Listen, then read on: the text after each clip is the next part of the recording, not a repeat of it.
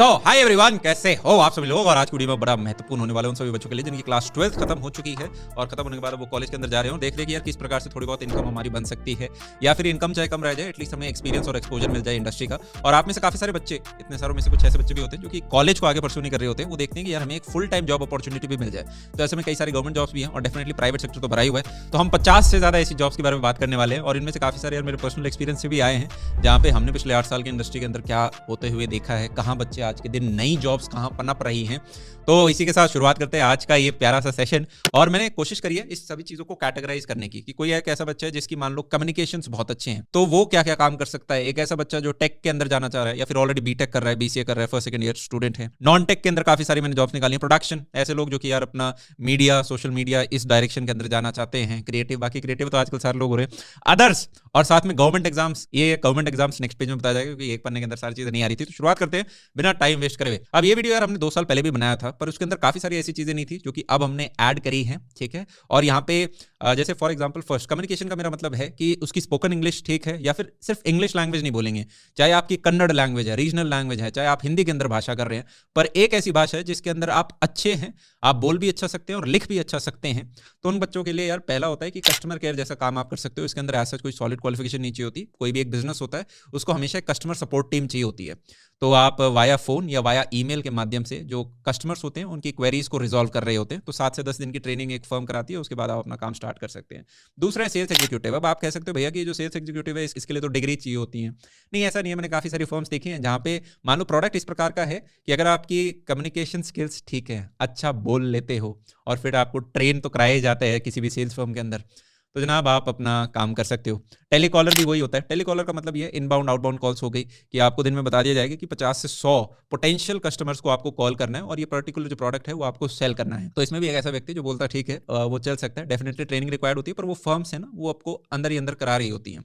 तो इसमें एक ऐसा व्यक्ति जिसके पास डिग्री है उसका थोड़ा पैकेज हाई हो जाता है। एक ऐसा व्यक्ति जिसके पास डिग्री नहीं है, फ्रेशर है, उसका इनिशियल पैकेज थोड़ा कम होगा, ठीक है। पर डिपेंडिंग अपॉन आप कितने अच्छे हो, आपका इंक्रीमेंट हो रहे होंगे।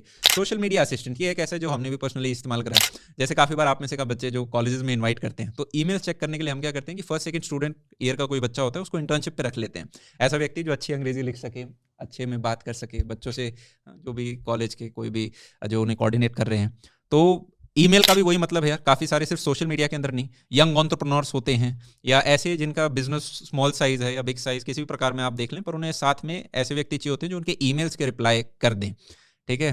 तो स्मॉल फर्म्स में आपको काफ़ी ऐसी अपॉर्चुनिटी मिल सकती है। वर्चुअल असिस्टेंट का भी मतलब यही है कि ऐसा एक व्यक्ति जो कि आपका शेड्यूल क्या है, आपकी किससे मीटिंग होने वाली है, ठीक है, आपकी फ्लाइट टिकट्स वगैरह जैसी चीज़ें हैं वो बुक कर दे, आप कहाँ जा स्टे करने वाले हो, इस तरह की कुछ चीज़ें हैं। तो ये वर्चुअल असिस्टेंट मतलब घर बैठे बैठे आपके एक असिस्टेंट की तरह होता है। कोई भी छोटा मोटा काम हुआ तो वो आप उसे दे सकते हो, ठीक है। नेक्स्ट अब आ जाते हैं टेक के अंदर, बिना समय गवाए हुए। तो टेक के अंदर वो सारे बच्चे जो कि बीटेक कर रहे हैं, बीसीए कर रहे हैं, या कोई भी जो इस फील्ड के अंदर इंटरेस्टेड है, तो definitely front end back and ये सारा आप जानते ही होंगे। फ्रंट एंड मतलब वेबसाइट का रंग रूप कैसा है, बैक एंड मतलब पीछे क्या आप उसका इंजन लगा हुआ है। आप चाहे वेब डेवलपर बनना चाहते हो, ऐप डेवलपर बनना चाहते हो, यूआई यूएक्स डिजाइनर बनना चाहते हो, और बहुत सारी आपको फ्रीलांस गिग्स इसके अंदर मिल जाएंगी। मतलब इतनी सारी हैं। अगर आप टेक वर्ल्ड से हो तो आपको ऑलरेडी पता होगा आजकल बिजनेसेस होते हैं वो अपने साथ कई सारी ऑन द शेल्फ प्रोडक्ट्स होते हैं जिन्हें अपने साथ अलाइन करना चाहते हैं। मान लो किसी को अपने साथ व्हाट्सएप बिजनेस एपीआई इंटीग्रेट करनी है, अब उसे नहीं पता टेक्नोलॉजी कैसे काम करती है, तो एक छोटी सी गिग हो गई। तो एक टेक का जो स्टूडेंट होगा वो उस तरीके के काम को कर देगा। या और समझ गए आप, भावना मेरी समझ गए, ठीक है। ज़्यादा इसके ऊपर मैं समझ नहीं लूँगा। अब बच्चों का ये हो सकता है कि भैया चलो ठीक है, हमें ये पढ़नी कहाँ से है, हमें ये सीखनी कहाँ से है, ठीक है। तो इसके अंदर यार यही उत्तर है कि आपको सारी चीज़ें आज के दिन इंटरनेट के ऊपर मिल जाएंगी, सोशल मीडिया के ऊपर मिल जाएंगी। और टेक के ऊपर तो यार मतलब आप चाहो तो अपना कॉलेज चैनल है, या और बहुत बेहतरीन चैनल है यूट्यूब पे, इतनी दुनिया भर की चीज़ें पढ़ा रखी हैं, वहाँ से आप पढ़ सकते हैं, समझ सकते हैं और आगे बढ़ सकते हैं, ठीक है। अब नॉन टेक की अगर हम बात करें तो नॉन टेक के अंदर भी जैसे डिजिटल मार्केटिंग है, तो आप आज के दिन ऑनलाइन बैठ के सीख सकते हो, या किसी पर्टिकुलर ऑनलाइन कोर्स के अंदर जाके सीखना चाहते हो, किसी के थ्रू सीखना चाहते हो, ठीक है। मतलब वो उसमें कंजूसी नहीं करनी है।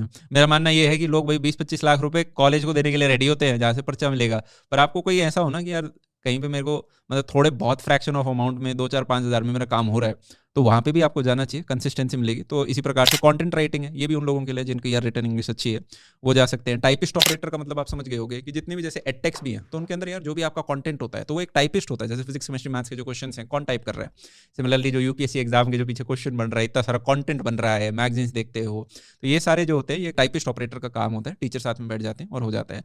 ठीक है। एसईओ आपको पता ही है कि यार वेबसाइट जो है, सर्च इंजन ऑप्टिमाइजेशन इसे कहते हैं, कि आपकी वेबसाइट जो है वो ऊपर रैंक करे, आपका प्रोडक्ट ऊपर रैंक करे अगर कोई गूगल सर्च करे तो। एक्सेल डेटा एंट्री मेरे को बड़ा इंपॉर्टेंट लगता है। एक्सेल एक ऐसा सॉफ्टवेयर है जो हर एक बच्चे को आना चाहिए, मैं कहूँगा हर एक बच्चे को आना चाहिए, चाहे आप किसी भी सेक्टर के अंदर क्यों ना हो। ठीक है। तो इसके लिए भी काफ़ी आपको ट्यूटोरियल्स मिल जाएंगे, कोर्सेज मिल जाएंगे, किसी भी प्रकार से आप करना चाहें पर करें ज़रूर। आपको पर्सनल लाइफ में भी कहीं ना कहीं डाउन द लाइन हेल्प करेगा, चाहे आप कहीं, मतलब हर फर्म में एक्सेल वाले बंदे चाहिए।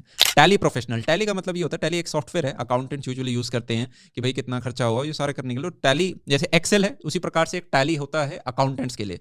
तो एक ऐसा बच्चा जिसने 12th पास कर रखी है वो भी टैली प्रोफेशनल के सर्टिफाइड कोर्सेज होते हैं, उस प्रकार की चीज़ें कुछ कर सकता है, जूनियर अकाउंटेंट बन सकता है।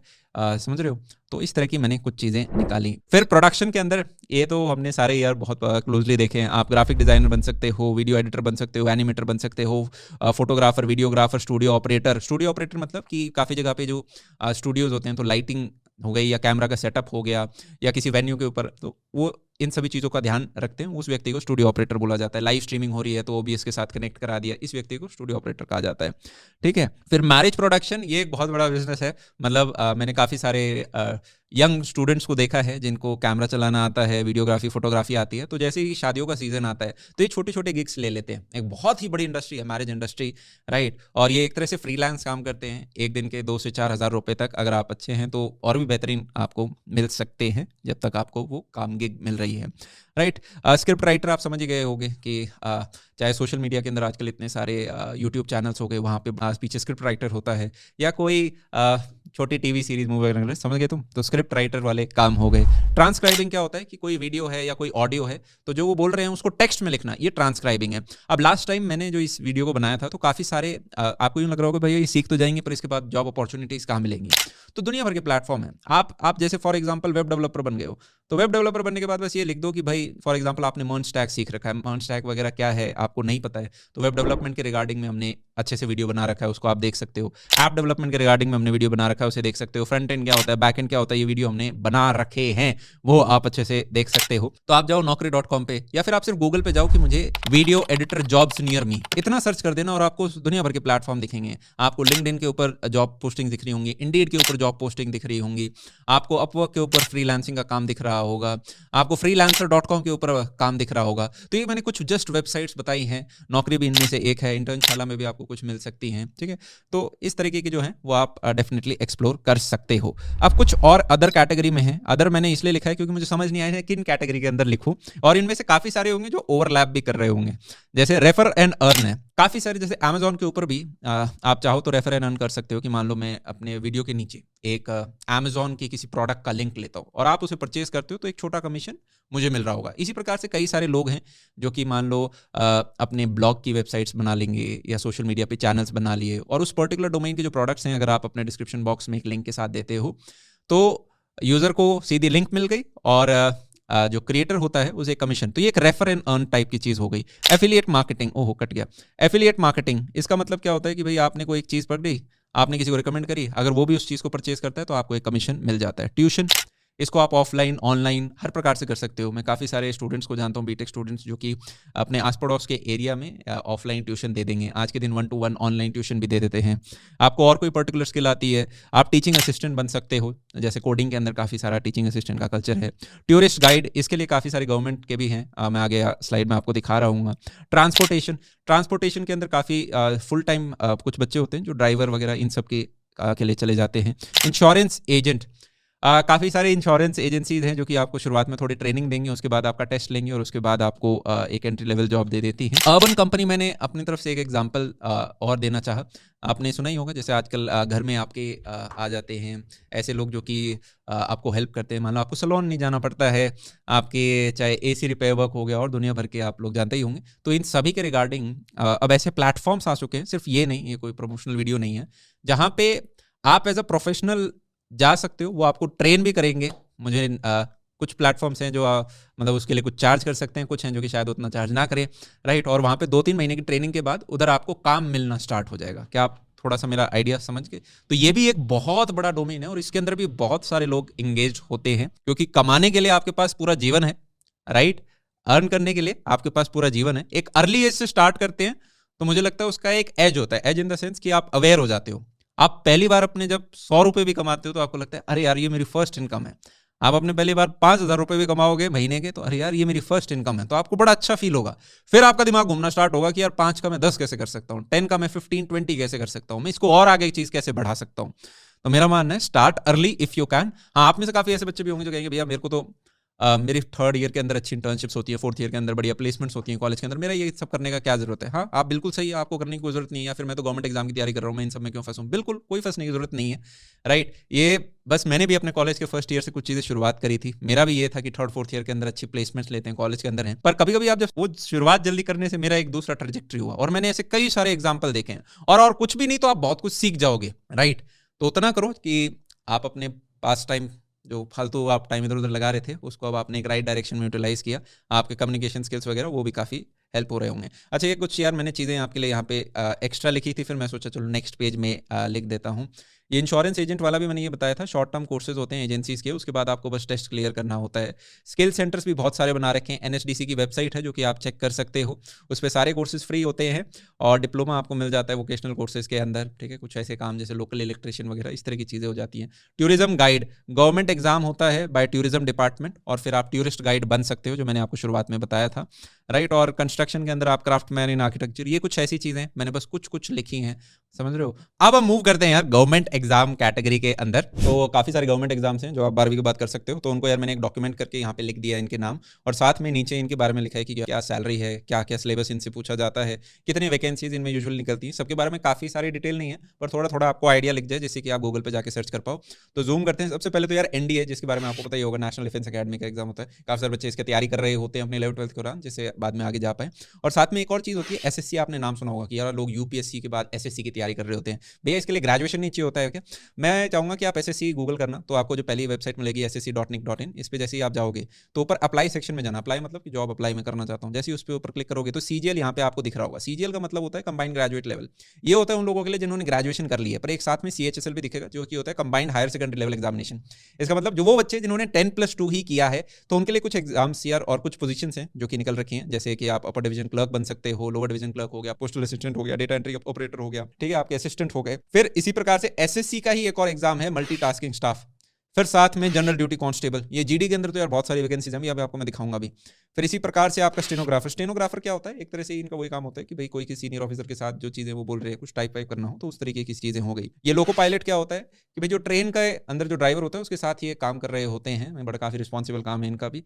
तो इस प्रकार की काफ़ी सारी सिक्योरिटी फोर्सेज हो गई कि भाई बीएसएफ हो गया, सीआरपीएफ हो गया, सीआईएसएफ हो गया, इनके आपने नाम आई होप सुने होंगे, ठीक है। तो ये इनका काफ़ी बड़ा योगदान है। आपको अगर आइडिया नहीं है तो इनके बारे में आप इंडिविजुअली सर्च कर सकते हैं। मैं ज़्यादा लंबा इसलिए नहीं बोल रहा हूँ क्योंकि ये एक सेक्शन शायद कुछ कुछ बच्चों के ही काम का हो, राइट। और ज़्यादा हर एक के बारे में बोलूँगा तो शायद आप बोर हो जाओगे। तो बस आपको ये पता चल जाए कि यार कौन कौन सी गवर्नमेंट जॉब्स हैं जिनके बारे में 12th के बाद कर सकता हूँ, तो इसलिए मैंने एक बार ये लिस्ट आपके सामने रख दी है। Indo Tibetan border police forces हो गई, सेंट्रल इंडस्ट्रियल सिक्योरिटी फोर्सेज हो गई। फिर इसी प्रकार से एक चीज़ मैंने एक्स्ट्रा और लिखी है इस साल के अंदर, चाहे आपका अग्निवीर हो गया, ये नई चीज़ आई है। इसमें आप 4 साल सरकार के लिए काम कर रहे होते हो, सर्व कर रहे होते हो नेशन को, और उसके बाद 25% है जो इनमें से उनको सिलेक्शन मिल जाता है। पर वो लोग जिन्होंने यार अग्निवीर के थ्रू गए हुए थे उन्हें कुछ और गवर्नमेंट जॉब्स के अंदर कुछ कुछ है ना, एक तरह से उनके लिए स्लॉट फिक्स कर दिए जाते हैं कि भाई 10% सीट अग्निवीर कैंडिडेट्स के लिए होंगी, राइट। इसी प्रकार से ये आप इंडियन आर्मी को ज्वाइन कर सकते हो टेक्निकल ब्रांचेस के अंदर भी, तो उसके बारे में भी हमने थोड़ा सा नाम लिख दिया है। अब जैसे हमने एसएससी सीएचएसएल के बारे में बात किया था, तो इसके अंदर क्या क्या इनकी पे स्केल होती है वो यार हमने यहाँ पे लिख दी है 7th पे कमीशन के हिसाब से जो भी हैं, आप इनको देख सकते हो। मैं जल्दी से बस स्क्रॉल कर रहा हूँ। आप में से कुछ का डाउट हो सकता है कि भाई ये एसएससी जो एमटीएस के एग्जाम है इसके अंदर मतलब पूछे क्या जाते हैं 10+2 के बाद में, तो यहाँ पे आप देख सकते हो इंग्लिश लैंग्वेज का टेस्ट होता है, आपका जनरल रीजनिंग वगैरह, इंटेलिजेंस, ये सब एप्टीट्यूड की होगी, अवेयरनेस होगी, ठीक है। पेपर 1 पेपर 2 है इनके अंदर। तो ये यार आपको फिर है ना, अब यूट्यूब के ऊपर जाना है और सर्च करना है SSC MTS एग्जाम, और उसके बाद कुछ वीडियोस आएंगे, उन वीडियोस को आप देखना 10-15 मिनट के, तो आपको एक बेटर अंडरस्टैंडिंग और हो पाएगी। यहाँ पे तो आप ये सोचो कि मेरे को पता चल गया। अब जैसे SSC JDS के अंदर 50,000 वैकेंसीज हैं, राइट, और वही सारी जो फोर्सेज हैं उनके बारे में फिर से लिख दिया कि इन सब के अंदर आपको यार यहाँ पे वैकेंसी मिल रही होंगी, राइट, कितनी देर का पेपर होता है, क्या इनमें पूछा जाता है। तो वही है, आपकी जनरल नॉलेज हो गई, रीजनिंग हो गई, मैथमेटिक्स हो गई, इंग्लिश हो गई, वही सारी पूछी जाती है। मैं जैसे एक बार पापा ने भी कहा था, एक बार हमारे कोई कॉलेज में सेमिनार देने आए थे, तो उन्होंने कहा कि भाई अगर आपकी इंग्लिश और मैथमेटिक्स स्ट्रांग है तो आप मेजॉरिटी जॉब्स के लिए मतलब ठीक हो जाते हो। जैसे अगर प्राइवेट सेक्टर में भी देखोगे तो कैट एग्जाम में क्या पूछा जाता है, तो उसमें इंग्लिश पूछी जाती है और मैथमेटिक्स और रीजनिंग पूछी जाती है। इसी प्रकार गवर्नमेंट एग्जाम में भी मैथमेटिक्स एंड रीजनिंग पूछी जाती है, इंग्लिश पूछी जाती है। एक जनरल अवेयरनेस है, वो एक एक्स्ट्रा चीज़ और आ जाती है। इसी प्रकार से आज का ये जो वीडियो है ये हम समाप्त करना चाहेंगे। और एक चीज़ और, जैसे मैंने आपको कुछ बताए थे, तो यहाँ पे आप कोई बोल सकता है अर्बन कंपनी में मैं कैसे जाऊँ, मतलब एज अ प्रोफेशनल कैसे हायर हूँ। तो बस कुछ नहीं, सर्च करोगे तो आपको मिल जाएगा। देखो भाई, अपना नंबर शेयर करो, कॉन्टैक्ट करो, और 40,000 से लोग यहाँ पे ऑलरेडी काम कर रहे हैं। कोई पेड प्रमोशन वगैरह नहीं है यार, मैं तो यूँ देख रहा हूँ कि ठीक है, कोई बच्चा देख रहा है, हो सकता है कुछ बच्चों के लिए काम की चीज़ हो, तो वो सब लोग देख सकते हैं। और ये सिर्फ एक प्लेटफॉर्म है, ऐसे दुनिया भर के प्लेटफॉर्म होंगे, पर हाँ, आपके अंदर जिज्ञासा होनी चाहिए सीखने की। इंटरनेट जैसा यार स्रोत अगर हमारे पास है तो यार हमें मतलब सारी चीज़ों की अब हमारे पास एक्सेस हो गई है।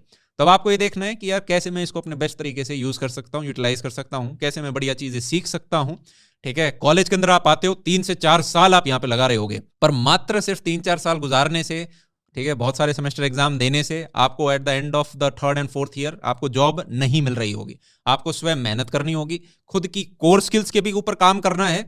कोर स्किल समझ गए, मतलब जो मेन काम हो गया, जैसे एक सॉफ्टवेयर इंजीनियर के लिए हो सकता है कि भाई उसको डेवलपमेंट आता है क्या, DSA आता है क्या, वहीं पे साथ में आपकी जो सॉफ्ट स्किल्स हैं, मतलब कि आपकी कम्युनिकेशन स्किल्स हो गई, आपका पर्सनालिटी कैसा है। मैं अपने काफ़ी सारे बैचमेट से बात करता हूँ जो कि इंडिया या बाहर इंटरनेशनल US वगैरह में काम कर रहे हैं, अच्छे अच्छे कंपनीज में काम कर रहे हैं, तो वो कहते हैं कि यार अमन, काफ़ी बार हमने नोटिस किया है कि ज़रूरी नहीं है कि आप बेस्ट कोडर हो, आप शायद बेस्ट कोडर ना हो उस कंपनी के अंदर, पर अगर आप चाहे बीच के लेवल के भी हो, पर आपको अपना काम दिखाना अच्छे से आता है, आप कम्युनिकेट अच्छा कर पाते हो, तो पूरी टीम को यूं लगेगा कि यार ये बंदा बहुत एक्टिव है, बहुत काम करता है, मीटिंग्स के अंदर भी काफ़ी अच्छी बातें करता है, इनिशिएटिव्स लेकर आता है, ओपिनियंस देता है। तो ये आपको कॉलेज को एक प्लेग्राउंड की तरह देखना है। यार 3 से 4 साल है, यहाँ पे मुझे बात करना नहीं आता था, ये देखो अलग अलग स्टेट के बच्चे आए हैं, इन सबसे मैं बात करके देखता हूँ। काफ़ी बार होता है ना, बात करने के बाद फिर हम सोचते हैं यार ये बात ऐसे करनी चाहिए थी, तो शायद बात बन जाती।